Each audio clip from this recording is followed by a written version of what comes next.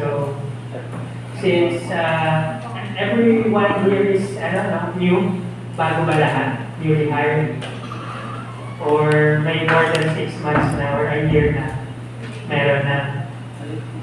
So, history is often neglected, shunned upon, or almost,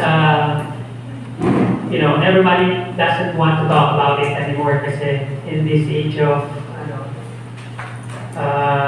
with the advent of the technology like social media and other sources of information, masyado nang nahaluan ng disinformation or misinformation. So, as newly hired civilian human resource or as a civilian human resource of the armed forces, basic dapat sa atin yung kahit yung konti lang, kahit alam natin yung anniversary date ng AFP, kahit gano'n lang. So that's what I'm going to discuss this afternoon. So ito yung natin sequence. So scope of presentation, lecture, objective, and review. Very brief lang to, so please bear with me.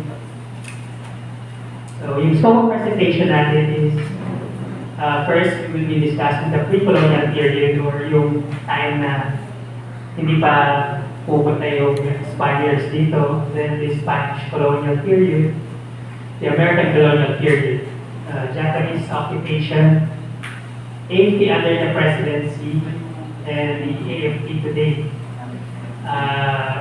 This sequence of our history is approved by the AFP leadership. Dito natin nahati yung yung history natin as the armed forces.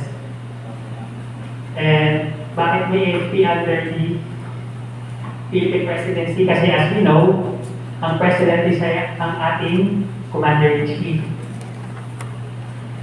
So, next slide. Ang objective natin at the end of this lecture, students of AFP Civilian Human Resource Orientation Class 56, 2023, will be able to familiarize and appreciate the history of the AFP. So, pre-colonial period. So, contrary to what the foreigners are saying before, like ng Americans and Spaniards, mayroon tayong system na noon, sabi nila, we're savages and like what they are saying sa mga conquest nila. Pero dito sa Philippines, long before they came, we are already established as a community na tinatawag na ng mga barangay. So we have trading relations to other countries as early as sorry, hindi maalala ka. As early as far as we know, yung China, who is an ancient civilization, meron na tayong trading relations sa kanila, and other neighboring Southeast Asian nations. So, settlements during the 16th century before the Spaniards arrived, each had their own armed forces. So, every able-bodied man noon are considered as a warrior or an armed force of each barangay. And fighting is considered as an honorable profession. Like what soldiers are today, they are an honorable profession. So during this time, archaeological findings dating from prehistoric eras have discovered a variety of stone and metal weaponry such as axes, swords, arrows, and spearheads, usually used for hunting, and they also allow tribes to battle with each other. For example, ito yung sa northern part ng country natin, yung mga headhunters like the Igorot tribes and other headhunting tribes.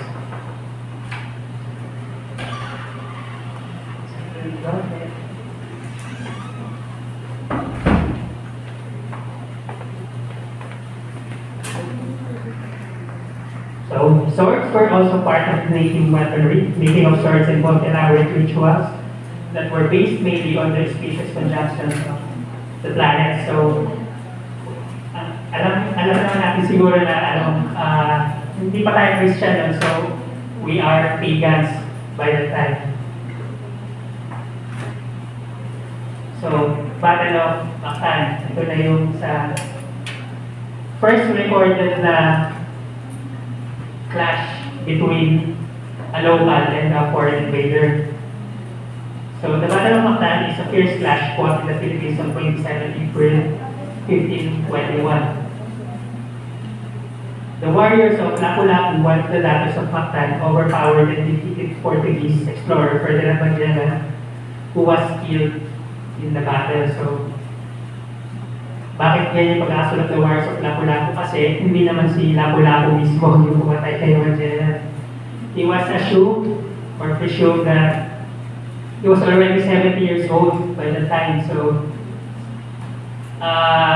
pero common naman sa atin yun, like, hindi naman si Napoleon Bonaparte yung nag-conquer mismo ng buong France, di ba? Yung mga ganyan. But it was attributed to the leader. So, after Magellan was killed, Juan Sebastian Elcano took over the command of the expedition. After the death of Magellan and captained the ship Victoria back to Spain. That was the only remaining ship who came back to Spain. And siya talaga yung the first man who circumnavigated the world.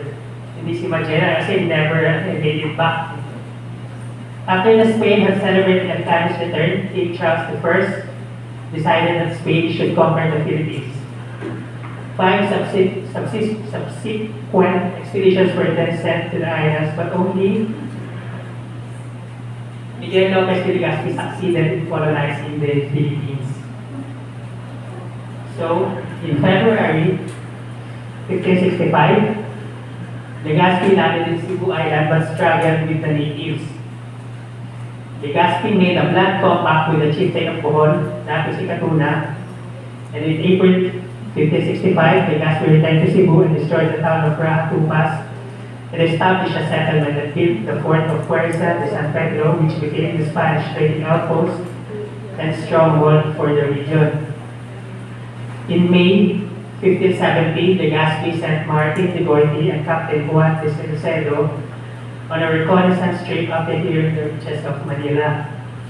So, dito pa lang nila pupuntahan yung Manila. And, by the way pala, yung fourth na expedition na hindi rin nag-succeed was led by Ruy Lopez de Villalobos, who named the islands the Philippines in honor of King Charles I's son, who is Philip II. Will succeed him to the throne. So, the Goiti sent emissaries to Manila to extend a message of friendship. Ito yung mga tactic nila noon pa eh. Just like when Magellan first came to Cebu. Friendship daw. So, Sulaiman, Matanda, and Lakatula, who is the leaders who conquered Manila in the 16th century. Sulaiman declared war on the Spaniards but were forced to retreat uphill. Fearing the monsoon season would trap him and his forces in Manila, they going to sail back to Cebu, after which the natives returned and resettled in Manila. In June 1571, Legazpi arrived in Manila with a larger fleet and a stronger force. They defeated Ra Sulaiman, and the remaining rulers of Manila, Nakatula and Kahamatanda, welcomed the Spanish conquistador and made a deal with him. Kasi ayaw na nila maging example ulit tulad ni So Manila was declared a city in June 1571 and would later on become the seat of the Spanish Empire in Asia. So the same year pala, Manila, the Intramuros was established. It was ordered by Legazpi to be constructed. So yung Intramuros, kung makikita natin, yun lang yung Manila. Every town outside Intramuros is not Manila. Kaya makikita yung dati yung hanggang Alabang, it is a province of Rizal. Kung tapos lahat ng, kunya to the north, it is Bulacan already. To the west is Rizal. And to the south is Cavite na agad. Yung Intramuros lang yung tinatawag natin na Manila doon.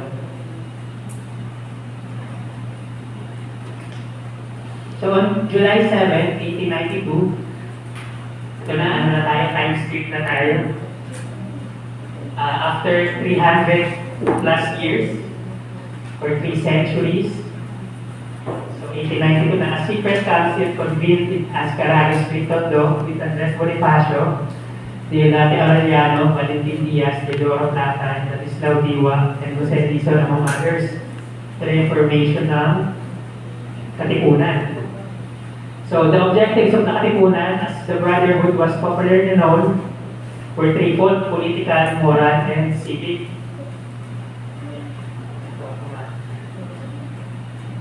So hindi pa siya talaga per se a revolutionary army. So parang ano lang siya, civic organization, kasi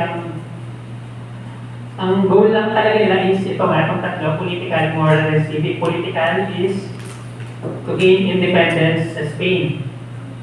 Moral is yung to end the injustices by the Spanish rule, kasi nga hindi pantay yung tingin sa atin na Spanish, we are second-class citizens, although this is our country.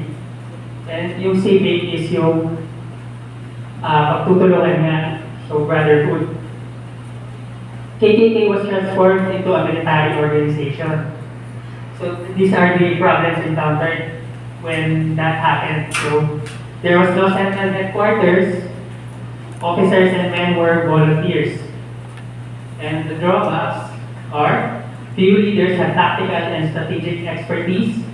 Organization was loose, no adequate sources of arms and ammunition, and factionalism. So dahil civilian naman talaga sila, in nature, na nag-transition sila as a revolutionary force, wala namang ano sa kanila eh. Wala namang military na na Filipinos eh.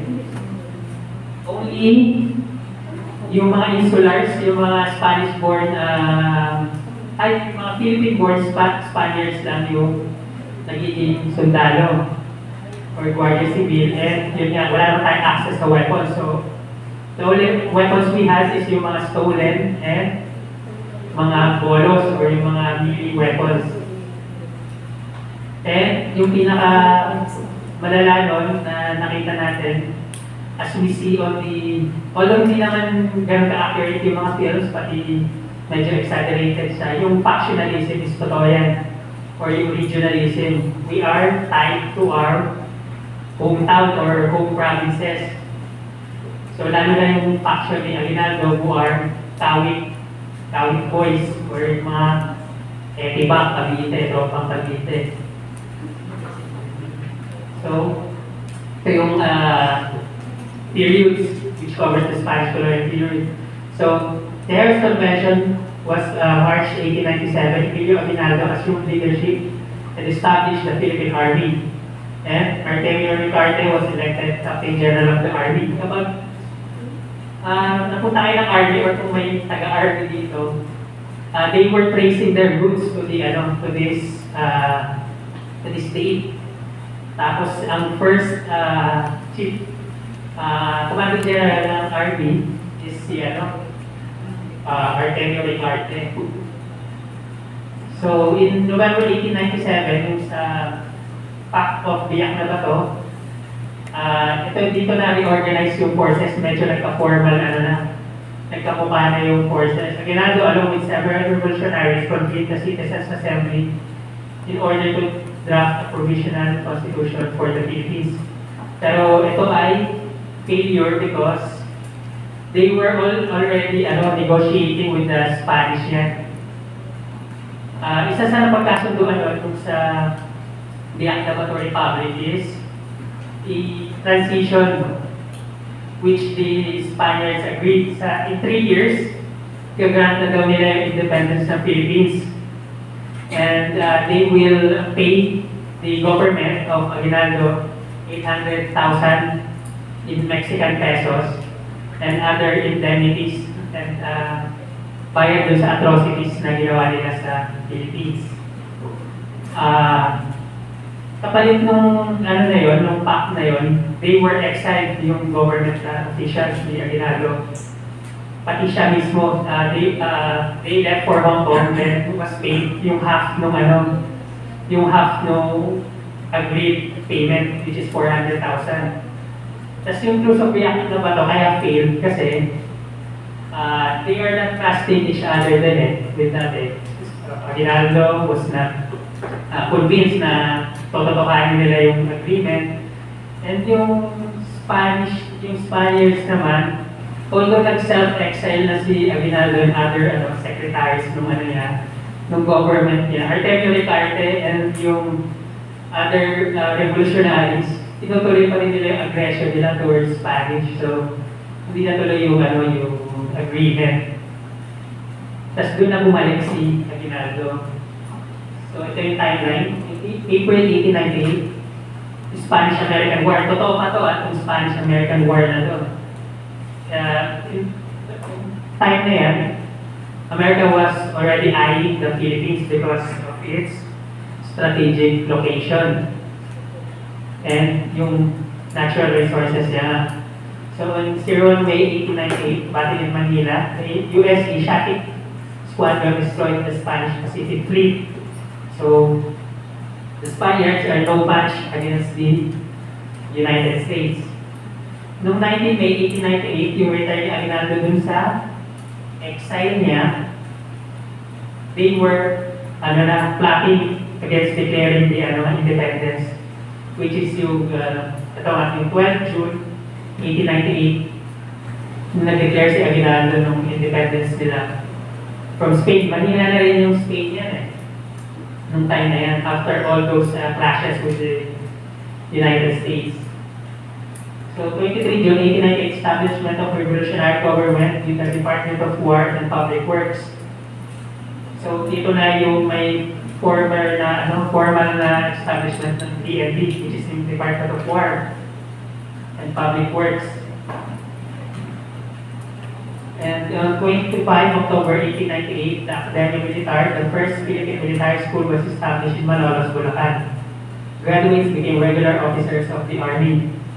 So pagpunta kayo ng PMAG, ito yung yung founding anniversary date, dito nila tinitrace yung roots nila. So during the Spanish colonial period pa rin, in August 1898, the Spanish Governor General covertly agreed with the American commanders to surrender Manila to the Americans following a mock battle. Ito na yung peke na battle kasi isisip na nila yung Philippines papuntang US. So on August 13, 1898, Americans took control of the city during the Battle of Manila. In December 1898, the Treaty of Paris was signed, ending the Spanish-American War, selling the Philippines to the United States for $20 million. With this treaty, Spanish rule in the Philippines formally ended. Kaya masama yung loob ni Aguinaldo naman Kasi that time, matatalo na talaga yung Spain whether they sell us to the Americans or not Yung tanging remaining stronghold na lang ng Spaniards is yung Intramuros. Tapos papasukin na nila yun nung time na yun. When, yun nga, biglang nag-declare yung US na they have defeated the Spaniards. So naunahan sila sa loob ng Intramuros. So during the American colonial period, 10 December 1898, Spanish ceded the Philippines, Guam, and Puerto Rico to the United States through the Treaty of Paris. On 21 December 1898, U.S. President McKinley issued the Benevolent Assimilation Proclamation, the declaration which precipitated the war in the Philippines and is the key to all subsequent dealings of the American with the Filipinos. On 04 February 1899, outbreak of the Philippine-American War. Nung una, sakto lang yung nila They were not enemies talaga yung revolutionaries and the US troops. They were seen walking alongside them through the city of Manila and the mga kalatig na towns like Santa Mesa.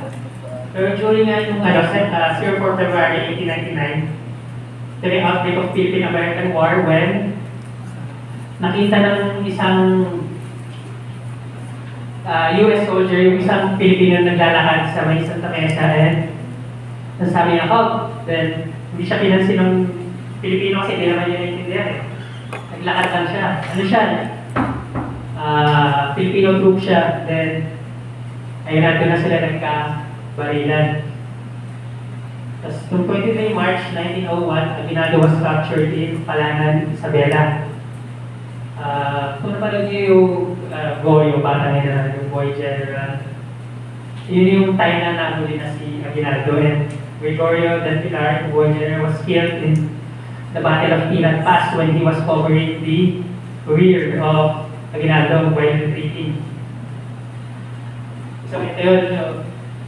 Next na nangyari, dahil masyadong mabigat para sa US yung kalabanin yung buong Philippine Revolutionary Army, Lieutenant Batson proposed the recruitment of Filipinos to assist the US Army.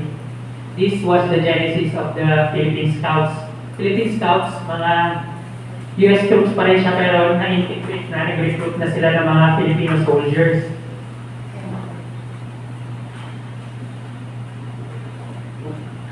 So, Philippine Scouts, first Filipino contingent created by the Americas, not a military unit. February 1901 formally became a unit of the US Army, and it was disbanded in 1953. So, nung na-disband siya, ang naging next na unit niya is yung Philippine Constabulary. It was created by the American colonial government to replace the Spanish colonial Guardia Civil in 1901. It was the first of the 4 branches of the Armed Forces of the Philippines. On January 29, 1991, it was merged with the Integrated National Police to form the Philippine National Police. So, in the Philippine National Guard, Philippine participation in World War I was relatively minor and compared with the other Asian countries, but Filipinos were keenly aware of the war and wanted to participate. So, this was conceived by General Douglas MacArthur, na siya yung commander ng Philippine Forces ng US dito. And in preparation of World War I, he proposed the creation of the Philippine National Guard. Okay, for independence. So, in January 1933, it became the first measure passed by the United States House of Representatives to set definite date for the independence of the Philippines. Yung hair o cutting bill. Napag-aaralan pa ba ito? Napag-aaralan niyo ba? Tandaan niya ata ako. Pag napag-aaralan niyo ba? Pag yung 90s kid ka, pag-aaralan pa ito eh. Ito yung unang lab team. Yung Osrox mission. Osmeña Rojas mission. Bago magka-BBM Sara or Lenny Kiko. Bakit Osrox mission? Kasi it was proposed by Sergio Osmeña and Limar Rojas, o Manuel A. Rojas, kung galing yung initial Limar Rojas. But it was rejected by the Philippine Assembly at that time kasi uso na rin dito yung political maneuvering nun eh. Yung isang senator nun, si Manuel Quezon, which is yung maraming kakampi sa Philippine Assembly, ang pinopose niya is yung Tidings-McDuffie Bill. Ito daw, sabi niya, eliminated objectionable provisions of the Hernando-Cutting Act, and more popularly known as the Philippine Independence Act. Pero ang nangyari, kung babasahin niyo, pangalan lang naman yung nabago eh. Ang nangyari lang, siya yung nag-propose, siya yung bida. So, the Philippine Constitution of 1935. It provides the legal basis of the Commonwealth government, which was considered a transition government before the granting of the Philippine independence with American-inspired constitution.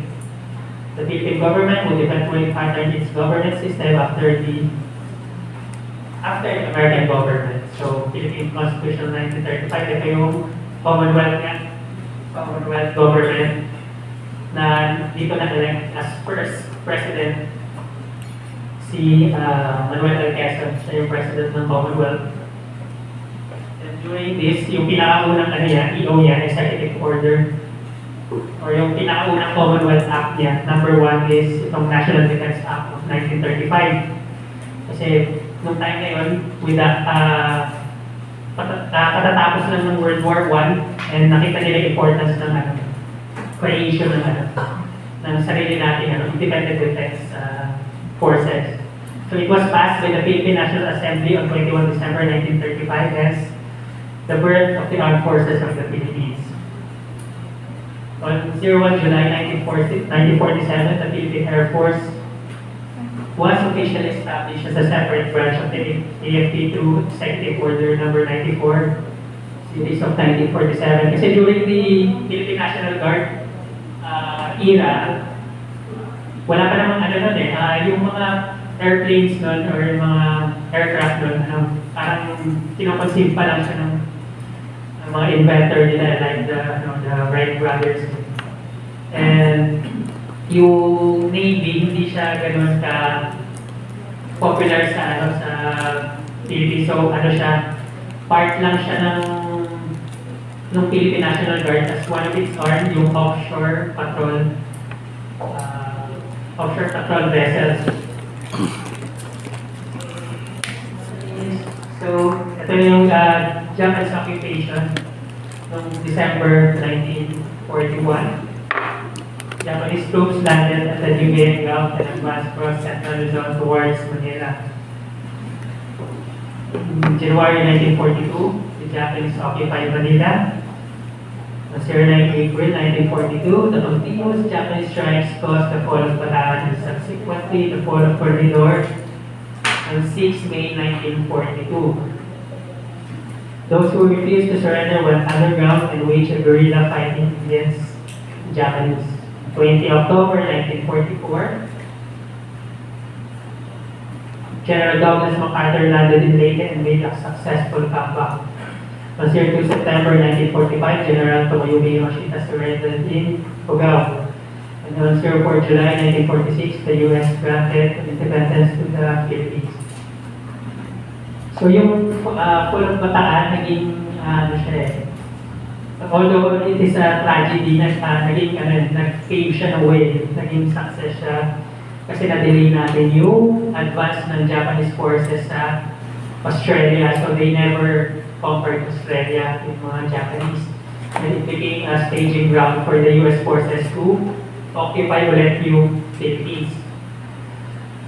So, yung Fall of Corregidor, dyan huling nakita si Douglas MacArthur and other important Filipino figures. Sumakay sila na submarine papuntang Australia. Those who refused to surrender went underground and waged guerrilla fighting against the Japanese. Ito yung mga guerrilla units like the Hunters ROTC, yung dating yung Hook Balaak, which is the nucleus of the CPP-NPA. Dati siyang guerrilla fighting unit against the Japanese. So, General Douglas MacArthur. So, yung Machita surrender sa Kiyangan ni Cugao, may marker siya doon kapag bumisita tayo doon. Pero napaka-perilous ng daan papunta doon, nakakatakas. So, 4 July, there was a time na ito yung ginagamit natin Independence Day, itong 4 July na ito na coincidentally, na din 4th of July ng US. So, Diosdado Macapagal went on, ordering the change of anniversary. Ito yung Emilio Aguinaldo declaring the independence for the Spaniards in the 12 June. So, AFP under the Philippine presidency. So, kilala ito, first president after the war. Sino yan? Nasa pera yan? Sino yan? Manuel E. Rojas, 4 months lang. 4 months lang siya naging president after that. Tapos sunod si 50 pesos. Video kanino yan? So hindi natin napanggit si Sepi Laurel, no? Kasi siya ewan kung na-recognize na siya ng Philippine government. Kasi yung puppet government yung sa Japanese. After we are occupied by the Japanese, he was installed by the Japanese government to be our president. Hindi naman niya kasalanan yun, and sacrifice na nga yun eh, kasi he was killed after that eh. Kasi lahat nung sinabi ng Japanese, hindi niya sinusunod. Siya lang yung nagpaiwan dito ng key government official para makapag-treat sa mga Japanese. So, first president after the war, halos wala siyang accomplishments. Silvio Carino ordered the sending of 5 battalions composed of 4,420 strong officers as men of Philippine Expeditionary Force to Korea or PEPTOC. Sino familiar doon sa PEPTOC? Kasi during the Korean War, yung North Korea versus South Korea, it was democracy versus communism. The North backed by the Russians and the South backed by the US. Tumawid yung North Korean forces sa 38 parallel. Then it overnight halos maliit na lang yung natira sa South Korea sa sa area nila. Then the UN, United Nations, which is yung South Korea is member of, agreed to send forces.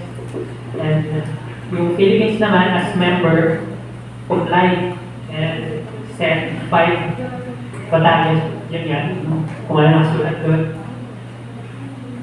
Tapos, in order for the Koreans to feel our sincerity, yung anak ni Elpidio Quirino, pinadala niya mismo dun sa war na yun. He was an Air Force pilot. And his son-in-law, yung pag-asawa ng babae ang anak, then yung anak niya ng lalaki, pinadala niya dun to fight in the Korean War. So after nun,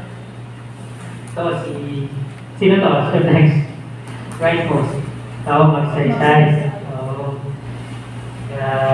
For me, sa akin din, kahit basahin din para sa akin siya yung pinakamagaling na yung president. His success in military operation against the Hooks resulted in the issuance of Executive Order number 389 to reorganize the AFP. Dito natin na-conceive yung mga ginagawa natin ngayon yung HADR, yung Humanitarian Assistance Disaster Response, yung CMO, pati yung iba pang natin, yung mission natin as nation builder kay Magsaysay galing yun. Kasi na-recognize niya yung role ng AFP bilang nation builder. So after niya, si President Marcos, so declaration of martial law. Marcos invested a lot in the military during his term. Ito yung sinasabi nga nila na madaming equipment na nabila si Marcos, and AFP became highly politicized. Dito nasira yung tradition ng AFP na yung anong tawag doon? Basta parang may lineal list, di ba? Seniority. So, ang magiging si Costa or yung next intact, di ba? Pero sa kanya na uso yung sino yung pa-close niya, yung inuupog si staff kasi ang sabi nga is yung mga position na ibinibigay ay serving in his trust and confidence. Kailangan na pagkakatiwalaan niya. So after that, yun, alam natin, he was ousted. Ang sumunod si President Cory, who is ridden with lagi sobrang dami ng naging kuplas against niya, either by Marcos loyalist or yung mga dissatisfied na military officers kasi nga wala naman siyang alam niya sa pagpapatakbo ng country, and parang tinong daw niya ni EFP nun may mga inalis siyang ginagawa ng EFP nun, so maraming dissatisfied. So next president, si former chief of staff na si Fidel V. Ramos. So in his term, he secured the AFP's loyalty and designated many top military tasks in his government. So dito naman ang uso yung ina-appoint yung mga mga retired na AFP officials to government positions, civilian government positions. So, yung next is si President Estrada. So, as we know, ito yung EDSA 2 because of his Jose Aguilar Day account. Yeah. So, nag-withdraw yung support and yung next na nangyari, alam naman natin, yan yan, pag nag-withdraw na yung support ng military, kaya ngayon, nalagang yung military natin, sige, huwag iwalagaan yung military. Tanggal. So, next is, ito naman, EDSA 3 naman, Gloria. Accused of corruption and electoral fraud which reportedly involved in the participation of some military personnel. Sino dito yung alam ng dating J6 ay yung J10 dati? Yung yung DCS for financial management. Yun yung dating J6 which is yung SASAP na ngayon, Communications Electronic. And yun, na C4I star na yata ngayon siya. So, dati kasi, yun nga, sa budgeting, J6, ikaw na yung judge, ikaw yung, anong tawag, kasi ikaw yung executioner din. So, control mo yung budget. Kaya ngayon, hinati-hati siya. Yung naging accounting, naging RMO, MFO, pero ngayon pinagsama-sama na naman siya, di ba? Naging, J10 na naman siya. Sana wala nangyari yun. So, after nun, si Noy, anak ni Cory. So, passage of Republic Act 10.349 which started the military's modernization program. So, yung first modernization natin nangyari sa time ni Fidel V. Ramos na nag-end noong 1995. After yun, dito na lang tayo ulit nagkaroon ng modernization program kay Pinoy. Ito, kung nakita niyo yung mga foreigners dyan ngayon, kasi 37 iteration na yata ng balikatan na dahil dito sa Enhanced Defense Cooperation Agreement o EDCA. So, one of the provisions ng EDCA is yung annual balikatan exercises which is yung pagtitay ng interoperability ng troops, pati security operations. So AFP under the Duterte administration, former President Duterte, so he completed a total of 54 projects under the RA 7898 o yung AFP Modernization Act and RA 10349 o yung revised AFP Modernization Act, while 70 other projects were also delivered. So he allotted 300 billion for the acquisition of multiple launch rocket systems, light tanks, armored recovery vehicles, multi-role fighter aircraft, frigates, and submarines. Fulfill this campaign promise to increase the salaries of soldiers and cops when he signed into law the Congress joint resolution modifying the base pay schedule for military uniformed personnel.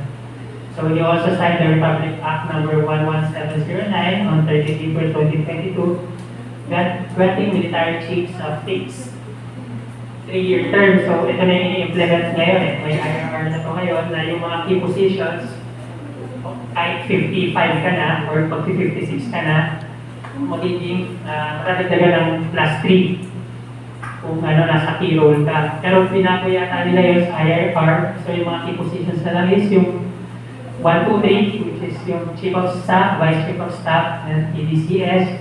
Then yung Major Service Commanders, mga Commanding General and Flag Officer in Command. Hindi ko lang alam kung ano yung other key positions na sakop nito. So, ito yung current President natin, si President Ferdinand R. Marcos Jr., Bongbong Marcos. So, fair support for the continued modernization of the AFP. So, for now, we acquired the assets for PAF, which is the Spider, surface of air, missiles, medium range, and ground-based air defense system. So yung C295, alam ko ka-receive lang ito. Ewan ko last month or this month lang yun. This month, siguro yun. Yung nasa Clark siya. Tapos, 2 attack helicopters from the Turkish aerospace industries. Although, nakaprogram na talaga yan before pa.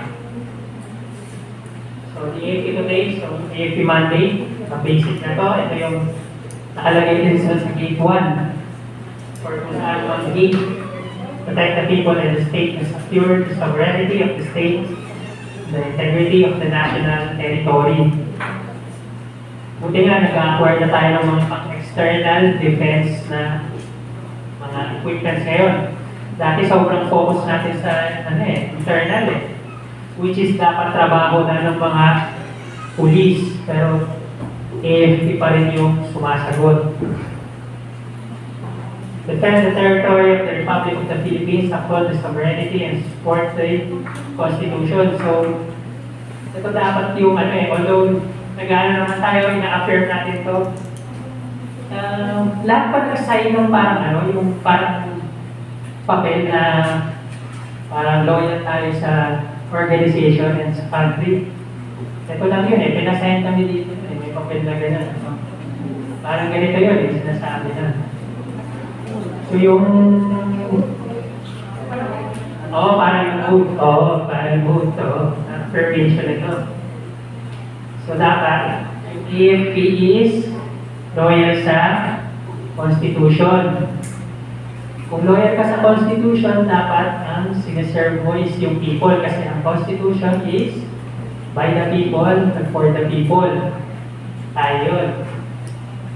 So promote and advance the national aims, goals, interests, and policies. Ito yung plan, organize, maintain, develop, and deploy its regular and citizen reserve forces for national security. Next, assist and support the national government in its task of nation building. So hindi lang tayo pang war fighting, dapat pang tayo peace and development. So kapag nakita nyo may calamities, di ba? Tumutulang AFP lagi. Kasi na-shoutout lang ng GMA. Ang legwork sa AFP lang. Nagkakolekta lang sila ng donation, tapos dinay sa AFP para pamahagi. So, questions? Questions? Hindi sa inyo yan. Sa akin yan. So, after this meeting, celebrated Carlos III, King Charles I decided the Spain should conquer the Philippines. 5 subsequent expeditions were sent to the Philippines, but only, sino? Yes. Wow, nakikinig. Thank you. So the objectives of the Katipunan were threefold. Pinaliwanag ko pa yan. Ano yun?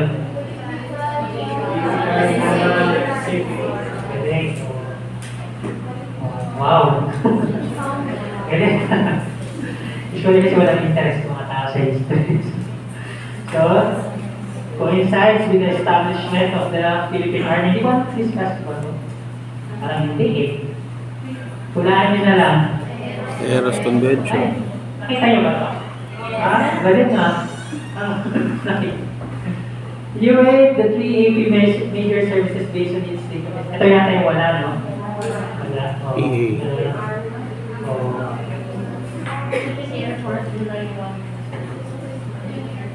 Mayroong pa, Spanish period. Kasi yung sa Tejeros Convention nga, dineclare ni Aguinaldo na independent tayo, nag-establish na siya ng Philippine Army noon and Philippine Navy. While yung Philippine Air Force, nung Philippine National Guard, Philippine National Air Corps, INAC. Tapos nung naging Philippine Army tayo, Philippine Army Air Corps, PAAC. December 2035. Kung ako